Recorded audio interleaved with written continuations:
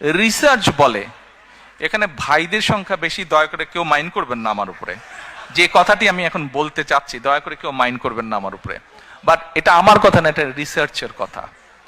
Research কি বলে, যখন পরিবারের স্ত্রীর হাতে আপনি একটা অর্থনৈতিক সহযোগিতা দিবেন, স্ত্রী তখন কি করে, এই সুবিধাটা সে তার সন্তানদের লেখাপড়া এবং স্বাস্থ্যের পিছনে প্রথমে সে খরচ করে।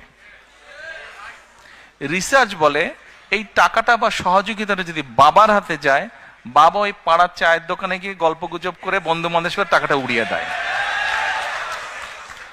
এটা আমার কথা না, এটা রিসার্চ কথা। ভাইরা আমার উপরে কিছু মাইন্ড করেন না আপনারা। আচ্ছা, তা এখন আমরা সেই জন্য মায়েদের হাতে এটা দিতে চাই। মা এই অর্থটা দিয়ে তার সন্তানদের স্বাস্থ্য যেরকম খেয়াল রাখতে পারবে, একই সাথে সে তার লেখাপড়া, বাচ্চাদের লেখাপড়ার দিকে মনোযোগ দিবে।